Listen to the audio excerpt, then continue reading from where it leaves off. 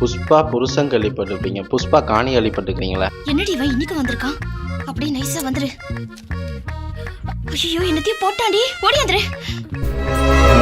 ரீசெண்டாக நான் ஒரு வீடு ஒன்று விற்றுனான். அங்கே 20 வருஷமாக ஒரு அக்கல் வாடகைக்கு இருந்ததில் போன சொன்னாங்க அவைகளுக்கு ஒரு சின்ன பட்ஜெட்டில் வீடு இல்லாட்டி காணி வேண்டி கொடுப்போம். அப்பைக்கு அவர்கிட்ட மனசை நினைச்சாலே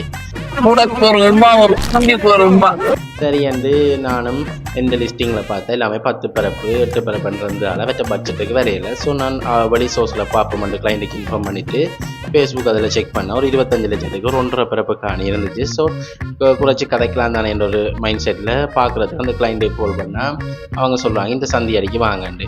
அப்போ நானும் அந்த சந்தி அடிக்கு போகிறேன். போயிட்டு 20 நிமிஷத்துக்கு மேலே ஆள் வரையில் ஒரு ஆள் வாரியர் வந்து சொல்கிறேன் நீங்களா காணி வகவமாண்ட நில்லுங்க வரையினமண்டு. அப்போ இவரும் இல்லை. அப்போ அவர் நிற்க நானும் வரும் நிற்கிறோம் ஒரு 20 நிமிஷமா. அது இன்னொருத்தன் பாரு பிறகு பார்த்தா இன்னொருத்தன் பாரான். ஆனால் இவங்க வாரது பிரச்சனை இல்லை. ஒருத்தன் வரைக்கும் 25 லட்சமாக இருந்தது 26 லட்சமாக மாறுது 27 லட்சமாக மாறுது.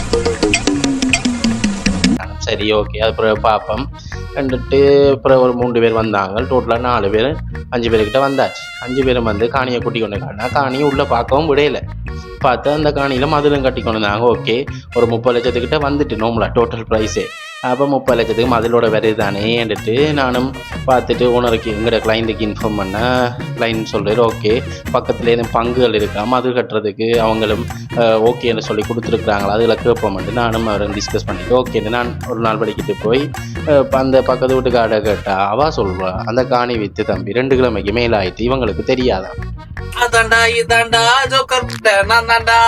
நான் கேட்டேன் அப்போ இவங்களாம் விற்கிறதுக்கு கூட்டிகிட்டு வந்தவங்க இவங்க டிரெக்டாக ஓனரோட இல்லையான்னு கேட்டால் ஓனர் வந்தான் இவங்கள மாதிரி ஒரு 10-15 பேருக்கு சொல்லி வச்சுக்கிறேன். அந்த 10-15 பேர் இன்னொரு 10-15 பேருக்கு சொல்லித்தான் இப்படி அடிபட்டு தெரியுது. அப்போ எனக்கு அந்த காணியை நினைச்ச என்ன தோணுச்சுண்டா இந்த கிளைண்ட்டுக்கு வந்து சொன்னேன் இப்படி இஷ்யூன்னா நாம் என்னட்ட டிரெக்டாக வர மாதிரி அவங்ககிட்ட வார இல்லை அவங்க எங்களை மாதிரி லிஸ்டிங் ஒன்று சைன் பண்ணி மார்க்கெட் ப்ரைஸில் போட்டு அப்படி ஒன்று செய்கிறே இல்லைன்னா சும்மா எனக்கு கதைக்கிறத வச்சு தான் செய்கிறேன்னு அப்போ சொன்னேன். அப்போ அவரும் ஓகே நாம் விடுவோம் எங்கள்கிட்ட வர லிஸ்டிங்கில் இதை அவன்கிட்ட பார்ப்போம்னு சொல்லியாச்சு.